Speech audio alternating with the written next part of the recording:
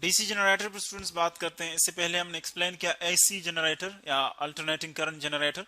उसमें हमने देखा कि जो इंड्यूस्ड ईएमएफ है, जो कॉइल में इंड्यूस्ड ईएमएफ आ रहा है, जब हम कॉइल को रोटेट करते हैं उसको मैकेनिकल एनर्जी प्रोवाइड करते हैं, सो एज एन आउटपुट वो हमें इलेक्ट्रिकल एनर्जी देता है।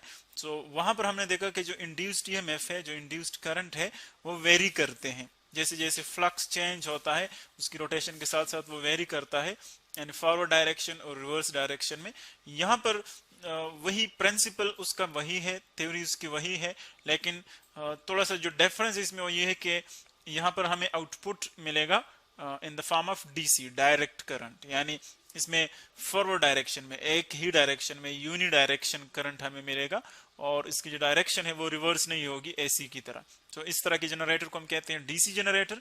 इसकी जो वर्किंग है, जो कंस्ट्रक्शन है, वो इसी तरह है। फर्स्ट ऑफ ऑल अगर आप देखें, जिस तरह की हमने बात की थी कि सपोज अब प्रिंसिपल को थोड़ा सा उसको हम रिवाइज करते हैं। सपोज एक मैग्नेटिक फील्ड है इनवर्ड डायरेक्शन में, ये मैग्नेटिक फील्ड जो मोशनल ईएमएफ का टॉपिक हमने पढ़ा था, उसी तरह हम इसको एक्सप्लेन करेंगे। ये आप एक कांस्टेंट मैग्नेटिक फील्ड कंसीडर कर लें, एक एक्सटर्नल मैग्नेटिक फील्ड, और इसी एक्सटर्नल मैग्नेटिक फील्ड में फिर हमने देखा कि जब हम चार्जेस को मूव करते हैं सो क्या होता है, उनके ऊपर एक डिफ्लेक्टिव फोर्स लगता है। ये देखें, यहां से मैं एक चार्ज को एंटर करता हूं, अब दो चार्ज एंटर कर सकते हैं एट अ टाइम। सपोज ये एक पॉजिटिव चार्ज एंटर कर रहे हैं हम, और ये हम एंटर कर रहे हैं नेगेटिव चार्ज या इलेक्ट्रॉन आप कंसीडर कर लें। जब आप इसको मैग्नेटिक फील्ड के अंदर मूव करते हैं, सो क्या होता है, हमने देखा कि मूविंग चार्जेस पर मैग्नेटिक फील्ड का इफेक्ट होता है जो कि इसको डिफ्लेक्ट करता है इन स्पेसिफिक डायरेक्शन। अगर आप पॉजिटिव चार्ज कंसीडर कर लें, सो जब ये एंटर होगा, इस फील्ड में एंटर होगा, सो इस पर एक डिफ्लेक्टिव फोर्स एग्जर्ट होना शुरू हो जाएगा, और इसकी जो डिफ्लेक्शन है according to Fleming left hand rule, इसकी डिफ्लेक्शन यूं होगी, और जो नेगेटिव चार्ज है उस पर उसी तरह की डिफ्लेक्शन होगी लेकिन इन अपोजिट डायरेक्शन। सो उसकी डिफ्लेक्शन यू होगी, ये इलेक्ट्रॉन इस डायरेक्शन में डिफ्लेक्ट होगा। सो आप देख रहे हैं कि जब हम मूव करते हैं चार्जेस को मैग्नेटिक फील्ड के अंदर, सो वो स्ट्रेट लाइन में फिर मूव नहीं करते बल्कि डिफ्लेक्ट होते हैं। बिल्कुल इसी तरह इसी चार्ज को अब आप कंडक्टर में कंसिडर कर लें, यानी जो इलेक्ट्रॉन हमने इसके अंदर मूव किया, अब आप कंसीडर कर ले कि हम एक कंडक्टर को इसके अंदर मूव कर रहे हैं। ये एक कंडक्टर मैंने लिया, इसको मैं राइट की तरफ मूव करता हूं, बिल्कुल उसी तरह जिस तरह के इलेक्ट्रॉन मूव हो गए इसके अंदर। तो जब आप कंडक्टर को मूव करते हैं, तो देखिए ये इलेक्ट्रॉन कंडक्टर से बाहर नहीं जा सकते, लेकिन जो डिफ्लेक्टिंग इफेक्ट होगा वो उसी तरह होगा। यानी आप चार्ज को मूव कर ले तो वो पीछे नीचे की तरफ इलेक्ट्रॉन डिफ्लेक्ट होगा, या आप इस कंडक्टर को मूव कर लें तो फिर भी इसके अंदर जो इलेक्ट्रॉन्स हैं वो सारे नीचे एंड पे आ जाएंगे, क्योंकि वो डिफ्लेक्ट होते हैं। सो वो इस एंड पे आ जाएंगे, इस एंड पे इलेक्ट्रॉन एकमुलेट हो जाएंगे, यहाँ पर एकमुलेट हो जाएंगे, और जो ऊपर वाला एंड है अबव एंड, वहां पर चूंकि इलेक्ट्रॉन वहां से डिफ्लेक्ट हो जाएंगे, सो वहां पर पॉजिटिव चार्जेस रह जाते हैं। चूंकि पॉजिटिव चार्जेस जो है वो फिक्स्ड हैं, न्यूक्लियाई है, प्रोटॉन्स है, वो फिक्स्ड हैं। सो इसी तरह आप देख रहे हैं कि एक ईएमएफ इंड्यूस हो जाता है, ऊपर पॉजिटिव हायर पोटेंशियल यहाँ पर रह जाता है, इस एंड पर हायर पोटेंशियल और इस एंड पर लोअर पोटेंशियल। सो ईएमएफ जो है वो इंड्यूस हो जाता है। तो इस तरह हमने देखा कि आप मूव करते हैं किसी कंडक्टर को इस मैग्नेटिक फील्ड के अंदर, सो ईएमएफ इंड्यूस आ जाता है, जिसकी वजह से एक ईएमएफ एक इंड्यूस्ड करंट आ जाता है। सो सिमिलरली आप यहाँ पर देखें, एसी जनरेटर की तरह की कंस्ट्रक्शन है, लेकिन थोड़ा सा इसमें डिफरेंस होगा। दो आपके पास परमानेंट मैग्नेट्स हैं, एक ये है परमानेंट मैग्नेट, हम उसको फॉर सिंप्लिसिटी पीएम से डिनोट करते हैं, ये है परमानेंट मैग्नेट, और एक आपके पास है ये परमानेंट मैग्नेट। हमने सिर्फ इनके जो अपोजिट पोल्स हैं वो शो किए हुए हैं, यानी इसके साथ लेफ्ट साइड पर नॉर्थ पोल है, इसके पास राइट साइड पर इसके पास साउथ पोल है, और इसके पास राइट साइड पर नॉर्थ पोल है। सो आप देख रहे हैं जो मैग्नेटिक फील्ड लाइंस हैं उनकी डायरेक्शन हमने शो की है फ्रॉम नॉर्थ टू साउथ, और उसी फील्ड के अंदर हमने कॉइल रखा हुआ है जो कि आप यहाँ पर देख रहे हैं। उसका एक साइड जो है आप देख रहे हैं पिंक कलर का, और इसी तरह जो दूसरा साइड है वो आप देख रहे हैं ये हमने ब्लूइश कलर का शो किया हुआ है। और अब इसके एंड्स जो थे एसी जनरेटर में हमने देखा कि इसके जो एंड्स थे वो वहां पर हमने स्लिप रिंग्स अटैच किए हुए थे, यानी कॉन्सेंट्रिक सर्कुलर फॉर्म के थे, वो एसी जनरेटर में थे। लेकिन यहाँ पर ये किसके लिए थे, एसी जनरेटर के लिए, एसी जनरेटर के लिए। लेकिन जो हमारे पास डीसी जनरेटर है उसमें हम उसी तरह के रिंग्स है, लेकिन हमने उनको हाफ बनाया हुआ है। एक रिंग ये है और एक रिंग देखिए ये राइट साइड पर। तो अब देखिए दोनों के दरमियान जो है हमने कट किया हुआ है इनको मेडल पर। तो इनको हम क्या कहते हैं, स्प्लिट रिंग्स इनको हम कहते हैं, स्प्लिट रिंग्स इनको हम कहते हैं। ये हम क्यों यूज करते हैं ये अभी प्रिंसिपल में आपको समझ आ जाएगी, स्प्लिट रिंग क्यों यूज करते हैं।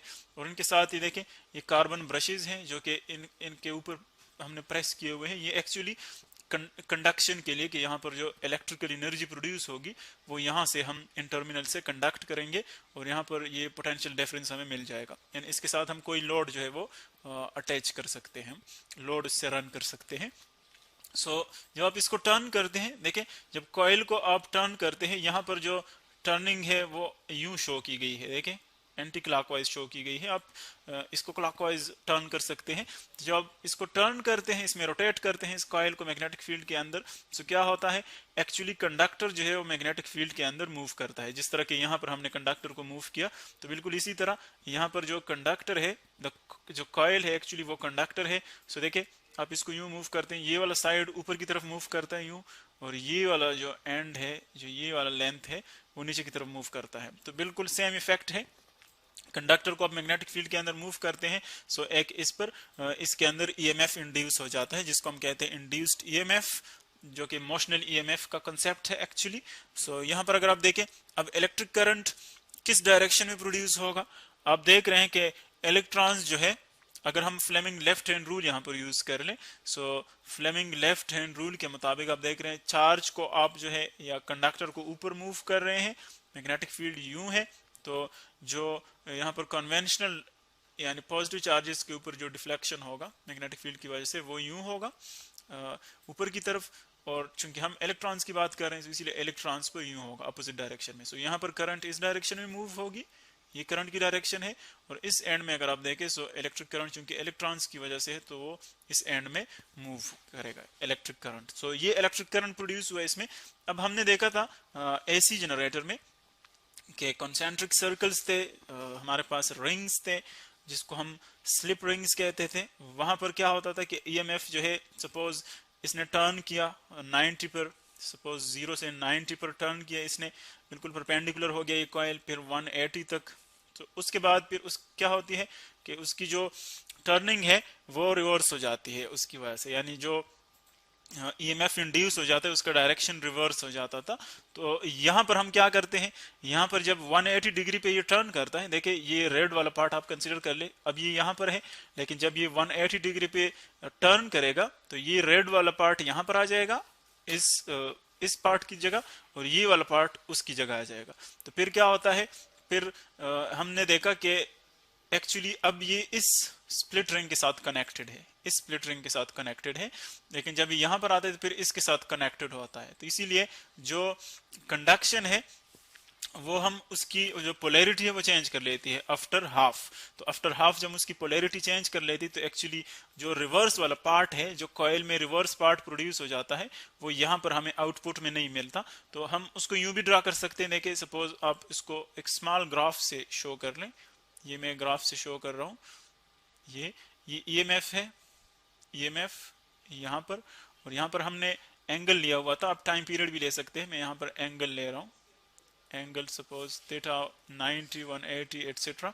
सो जब देखें ईएमएफ आहिस्ता आहिस्ता बढ़ता है, यूं बढ़ता है, इंक्रीज होता है, फिर नीचे आता है, जीरो पे आ जाता है। तो अब जीरो पे आ जाता है तो एसी जनरेटर में क्या होता था, एसी जनरेटर में फिर वो रिवर्स एक ईएमएफ इंड्यूस हो जाता था, ये उसका रिवर्स पार्ट होता था। लेकिन चूंकि यहाँ पर हमने स्प्लिट रिंग्स प्रोवाइड किए हैं तो इसीलिए यहाँ पर जो नेक्स्ट पार्ट है ये वाला रिवर्स वाला, वो अगेन उसकी पोलैरिटी चेंज हो जाती है नेक्स्ट के साथ, तो वो भी हमें इसी फॉर्म में मिलता है। तो देखिए आप जो नीचे वाला लूप है, जो रिवर्स डायरेक्शन वाला लूप है, वो इस जनरेटर में हमें आउटपुट में नहीं मिलता। तो इसीलिए ये हमें उसी तरह की प्रिंसिपल है, उसी तरह की वर्किंग है, लेकिन जो हमें करंट मिलता है वो एक ही डायरेक्शन में है, जिसको हम कहते हैं एसी करंट। और जो जनरेटर है उसको फिर हम क्या कहेंगे, चूंकि डीसी करंट हमें देता है एक ही डायरेक्शन में, तो जो जनरेटर है उसको हम कहेंगे डीसी जनरेटर, डीसी जनरेटर। उसकी हमारे पास प्रिंसिपल वही है, आपने देखा,